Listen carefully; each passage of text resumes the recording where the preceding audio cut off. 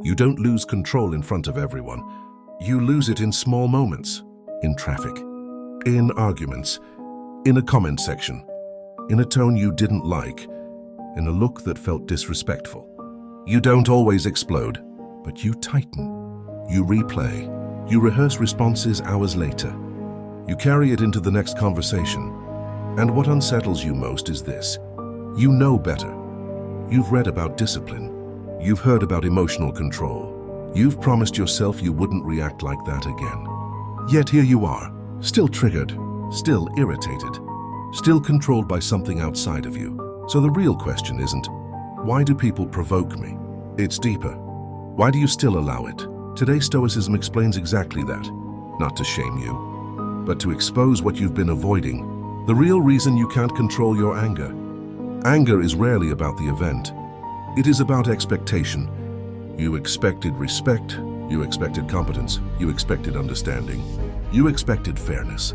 Reality violated your expectation. And your mind responded, this shouldn't be happening. That sentence is the root. Stoicism begins by removing the word should. Reality does not bend to preference. You control what you can. You accept what you cannot. But most anger comes from trying to control what was never yours. Other people's tone, their opinions, their awareness, their maturity. You cannot command those. Yet you try. And when you fail, you burn. Stoicism is not suppression. Let's clarify something. Stoicism is not emotional numbness. It is not pretending you don't feel anger. It is emotional mastery. Mastery means you feel the emotion, but you do not obey it automatically. Between stimulus and response, there is a space. In that space lives your sovereignty. Most people collapse that space. Event, reaction. Stoicism stretches it. Event, pause, evaluation, deliberate response. That pause is discipline. And discipline is the difference between a reactive person and a sovereign one. Why comfort has made you reactive? Here is an uncomfortable truth. Modern comfort has reduced your tolerance for friction. You expect smooth communication, instant results, respect without effort. When friction appears, your nervous system treats it as a threat. A delayed response feels like disrespect. A disagreement feels like an attack. A mistake feels like incompetence. But friction is normal. Imperfection is normal. Conflict is normal. When you train only in comfort, discomfort feels catastrophic. The Stoics practiced endurance over comfort. Cold mornings, simple food. Deliberate hardship. Not for punishment, for resilience. When you voluntarily endure discomfort, daily irritations lose their intensity. Your threshold increases and anger decreases. Control what you can, release the rest. You cannot control what someone thinks of you, what someone says about you, whether someone understands you, whether someone respects you. You can control your tone, your breathing, your posture, your words, your restraint. Yet you invest most energy in the first category. This misallocation creates frustration. Stoicism redirects energy inward. Ask yourself, what is within my control right now? Your response. Always your response. When you return to that, anger begins to weaken. Emotional mastery requires self-command. Anger is fast. Discipline is slow. When someone provokes you, your body reacts first. Heart rate rises. Muscles tense. Voice tightens. Most people obey the body. The Stoic trains the body. Slow your breathing. Relax your shoulders. Lower your tone deliberately. Self-command under pressure is physical as much as mental. If you can govern your physiology, you can govern your emotion.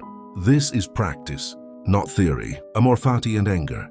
Amor fati, love your fate. This includes difficult people. This includes frustrating moments. Instead of asking, why is this happening? Ask, how is this training me? The colleague who challenges you trains patience. The critic trains humility. The delay trains composure. Nothing is wasted if you use it. When you see provocation as training, it loses personal weight. Anger fades when meaning changes. Modern examples. You post something online. Someone criticizes you. You feel heat. Pause. Is their opinion within your control? No. Is your response within your control? Yes. You can react defensively, or you can respond calmly, or not at all. The difference shapes your character. You argue with someone close to you. They misunderstand you. You feel the urge to raise your voice. Pause. Will escalation improve clarity or feed ego? Often anger is an attempt to protect pride. Stoicism protects character instead. Character over ego. Always. You are disrespected in a meeting. You feel small. You want to assert dominance. Pause. Is your worth determined by that moment or by your consistent conduct? If your identity is stable, a single moment cannot destabilize you. Anger thrives when identity is fragile. Strength thrives when identity is anchored. The hidden fear behind anger. Anger often masks fear. Fear of losing status, fear of losing control, fear of being insignificant, fear of being wrong. Stoicism confronts fear directly. If your worth depends on external validation, you will react aggressively to threats. If your worth is rooted in internal standards, discipline, integrity, restraint, you remain steady. The more you depend on the outside, the more volatile you become. Inner sovereignty reduces volatility, the internal transformation. Imagine a version of you who pauses before speaking, responds without raising tone, accepts imperfection calmly, treats provocation as training, releases what cannot be controlled. That version feels different, stable, grounded, unmoved. This is not personality. It is training. Daily repetition of self-command. Over time, anger stops feeling automatic. It becomes optional. Acceptance of reality. Acceptance does not mean approval. It means acknowledgement. This happened. Now what? Fighting reality intensifies anger. Accepting reality clarifies action. You cannot undo what occurred. You can only govern what happens next. That governance is power. Calm, closing insight. You still can't control your anger. Not because anger is too strong, but because your discipline is too weak. Not because the world is too provocative, but because your expectations are unrealistic. Not because people are unbearable, but because you are still trying to control what is not yours. The Stoic does not eliminate emotion. He commands it. He controls what he can, accepts what he cannot, endures discomfort, loves his fate, maintains self-command under pressure, and in doing so, he becomes difficult to disturb. So now ask yourself honestly, the next time someone provokes you, will you protect your ego or strengthen your discipline? Which one truly defines strength?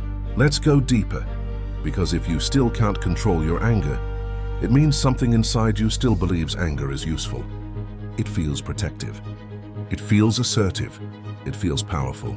But examine it carefully. After the anger fades, what remains? Clarity or regret? Strength or tension? Authority or exhaustion?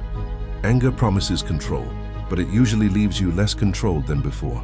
The illusion of emotional power. When you raise your voice, you feel dominant. When you interrupt, you feel assertive.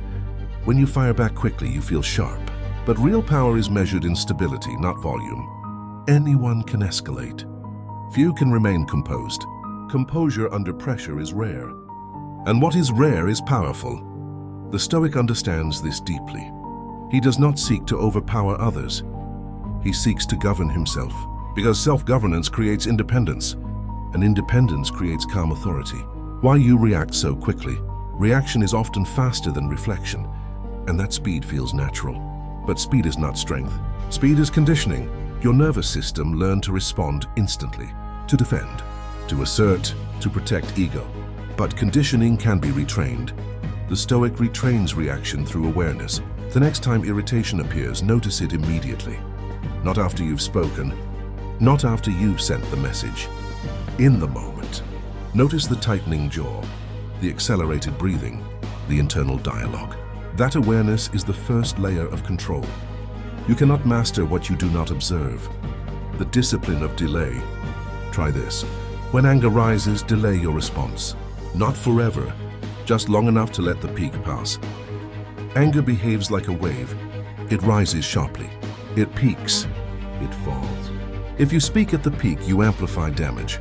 If you wait until it falls, you regain clarity. This simple delay changes outcomes dramatically, and every successful delay strengthens discipline. Endurance over comfort. Anger is often an escape from discomfort. Instead of sitting with confusion, you attack. Instead of tolerating misunderstanding, you dominate. Instead of accepting imperfection, you demand control. But endurance is strength. Endure discomfort without reacting. Endure disagreement without escalating. Endure misunderstanding without collapsing. The more you practice this, the less anger feels necessary. Identity shift. The deeper transformation is identity. Right now, perhaps you see yourself as someone who has a temper. That identity becomes permission. I'm just like this. Stoicism refuses that excuse. You are not your impulses. You are the one who chooses. If you begin identifying as someone disciplined, your behavior will align accordingly. Identity shapes action, and repeated action reinforces identity. Eventually, composure becomes your default. Amor fati in daily conflict. Love your fate, even the difficult parts, even the irritating people, even the unexpected setbacks. When you view life as a training ground, not a battlefield, anger softens.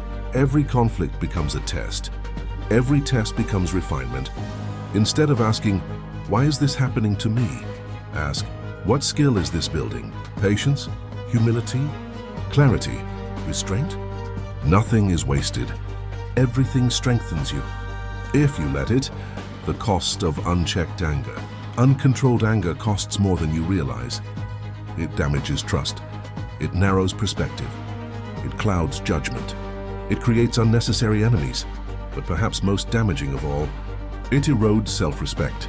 Because deep down you know when you acted beneath your standards, and that awareness lingers. Stoicism preserves self-respect by aligning action with principle, even when emotions surge. The silent strength of restraint. Restraint is misunderstood. It is not weakness. It is controlled power. When someone tries to provoke you and you remain steady, something shifts. They lose leverage. You gain presence. You become harder to manipulate, harder to destabilize. That is real strength. Not loud, but undeniable. Closing reflection. You still can't control your anger, because part of you still believes reacting proves strength. But ask yourself, has reacting truly made you stronger, or simply more predictable? The next time your pulse rises, the next time your ego feels threatened, the next time someone challenges you, pause, breathe, evaluate, then choose, not the reaction, the response. And ask yourself honestly, if control is power, who has been holding yours? Let's take this to the deepest level, because the final barrier to controlling your anger is not technique. It is attachment. You are attached to being respected, attached to being understood, attached to being seen as competent, attached to being right. When those attachments are threatened, anger rises, not because the situation is catastrophic, but because your identity feels unstable. Stoicism strengthens identity internally. If your worth depends on external approval, you will always be vulnerable to anger.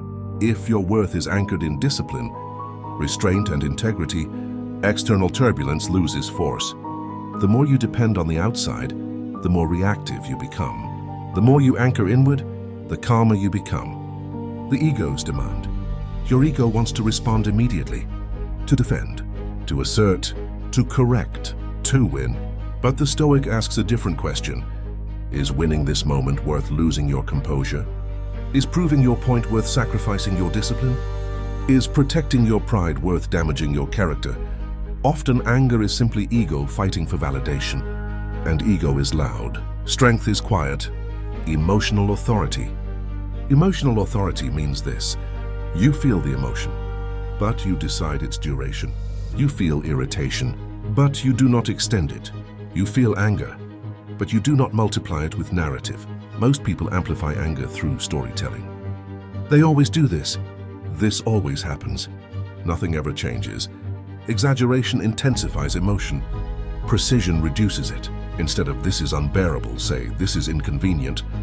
Instead of "this is disrespectful," say "this is imperfect." Language shapes intensity. Refined language refines emotion. Practicing inner sovereignty. Inner sovereignty means you are not governed by impulses, not by headlines, not by opinions, not by tone, not by criticism. You are governed by principle. Principle does not fluctuate with mood. Principle does not spike with irritation. Principle is steady. When you align behavior with principle, anger becomes background noise instead of command. The discipline of perspective. Perspective shrinks anger. Zoom out. In 5 years, will this moment define your life? In 10 years, will this argument matter? Often anger magnifies what is temporary. Stoicism restores scale. Everything is fleeting, including this moment, including this frustration, including this emotion. That awareness softens urgency. The strength of acceptance. Acceptance is misunderstood. It is not surrender. It is clarity. This happened. Now you decide. Fighting what already occurred wastes energy. Accepting reality redirects energy toward response. Acceptance reduces resistance. Reduced resistance reduces anger. The transformation over time. If you practice this consistently, something subtle happens. Your reaction time slows. Your tone stabilizes. Your posture remains steady. People begin to notice, not because you dominate, but because you don't react. You become difficult to disturb. And when you are difficult to disturb, you become difficult to manipulate. That is power. Quiet, stable, unshakable. Final reflection. You still can't control your anger because you are still trying to control the world. Control yourself instead. You cannot silence every critic, but you can silence your impulse. You cannot eliminate provocation, but you can eliminate reactivity. You cannot prevent friction, but you can increase tolerance. So when the next moment comes, and it will, ask yourself, is this worth my composure? Is this within my control? Is this building my discipline or feeding my ego? And then decide, not from heat, not from pride, but from principle. Because in the end, anger does not prove strength. Control does. And the real question is this: when pressure rises, will you protect your ego or command your mind? Let's go one level deeper. Because even now, part of you may be thinking, but sometimes anger is justified. And you're right. Sometimes it is. Injustice exists. Disrespect exists. Betrayal exists. Stoicism does not deny that. But it asks a harder question. Even if your anger is justified, is it useful? Does it improve your judgment or cloud it? Does it strengthen your position or weaken it?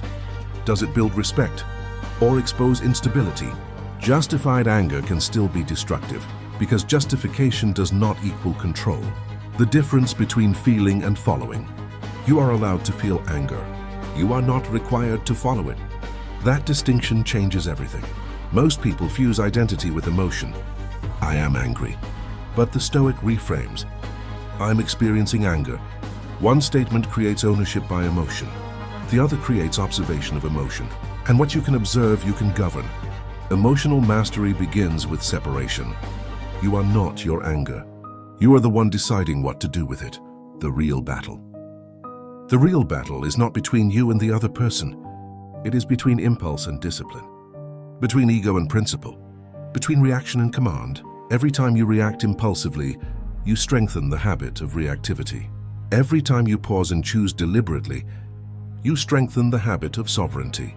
Habits build identity. Identity builds destiny. This is not dramatic language. It is psychological reality.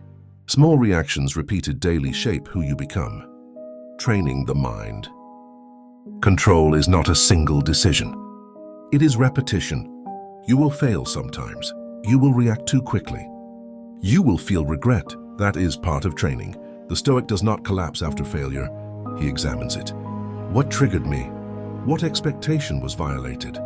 What could I control next time? Reflection refines reaction, and refinement builds mastery.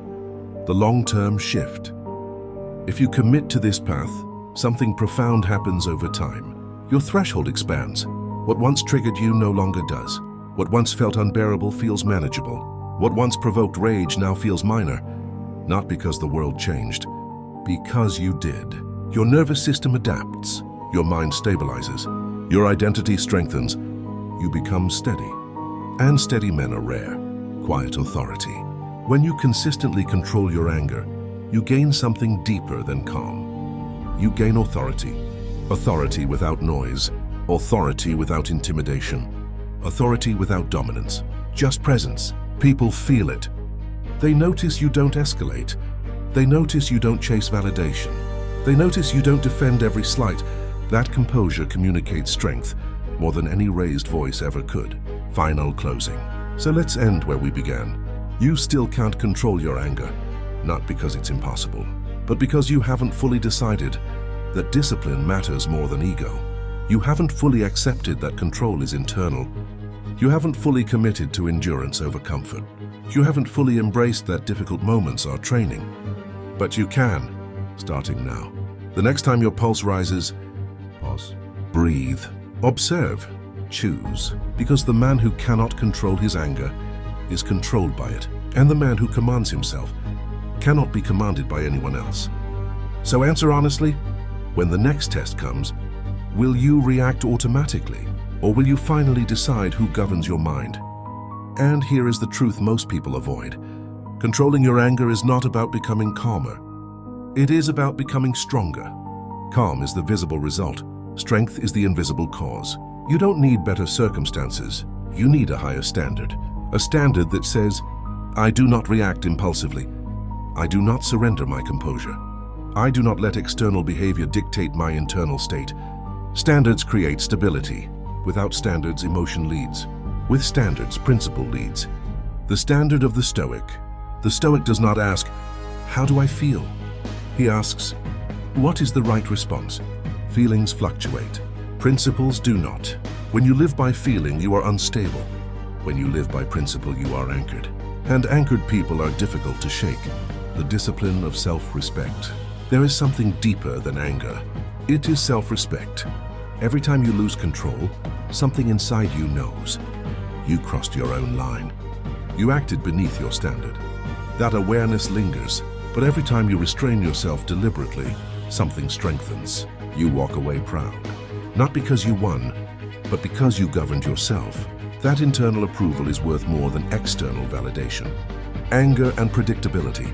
Reactive people are predictable. Push them, they explode. Challenge them, they escalate. Criticize them, they defend. Predictable behavior is easy to manipulate. Calm behavior is difficult to exploit. When others cannot predict your emotional reaction, they lose leverage.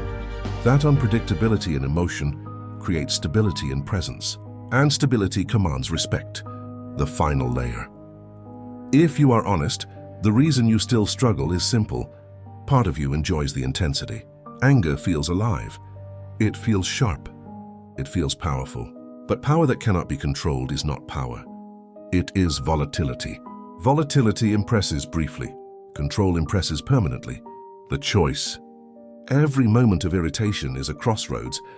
You can choose impulse or discipline, ego or principle, heat or composure. The world will not stop testing you. People will not stop provoking you. Circumstances will not align perfectly, but none of that determines your strength. Your response does. Final reflection. So let me leave you with this. If someone can raise your voice with a sentence, if someone can ruin your mood with a tone, if someone can disturb your peace with an opinion, who truly holds the power? And when the next test comes, will you defend your ego or prove your discipline? Because in the end, anger is loud, control is quiet, and quiet strength is the kind that lasts. Let's finish this the right way, not with motivation, with clarity. You don't struggle with anger because you're broken. You struggle because you haven't trained. You trained your body. You trained your skills. You trained your career. But you did not train your reactions. And untrained reactions become habits. Habits become identity. Identity becomes destiny. The discipline nobody sees. Controlling anger is invisible work. No applause. No validation. No recognition. Sometimes no one even notices. But you notice. You feel the shift. The pause before speaking. The breath before reacting. The calm tone instead of the sharp one. That invisible discipline compounds, and over time it becomes your baseline. The man who is hard to disturb. There is a version of you that is hard to provoke, hard to shake, hard to manipulate. He is not emotionless. He is composed. He does not lack fire. He controls it. He does not avoid confrontation. He chooses it carefully. He does not explode. He executes. That version of you is not created in dramatic moments. He is built in small daily tests. Traffic, misunderstandings, delays, criticism. Each moment is a repetition, and repetition builds strength. Endurance over ego. Most anger is ego reacting to discomfort, but endurance over comfort is strength. Can you endure being misunderstood without correcting immediately? Can you endure being challenged without escalating? Can you endure silence without filling it? Endurance is quiet dominance. When you endure without reacting, you expand your capacity. And expanded capacity reduces volatility. The Stoic decision. The Stoic makes one decision repeatedly. I will not be ruled by impulse. That's it, not perfection. Not emotional numbness, just commitment to self-command. Every day, every moment, under pressure, especially under pressure, because pressure reveals whether philosophy is real or just words. The final question. You already know what to do. Pause. Breathe, evaluate, respond. You've heard it, you understand it. But the real question is not whether you understand it, it's whether you will apply it. When someone challenges you next time, when someone disrespects you, when someone provokes you, will you react like before? Or will you finally decide that your discipline matters more than your pride? Because the world will test you again, and again, and again. The question is simple. When that moment comes, will you prove that anger controls you, or that you control yourself?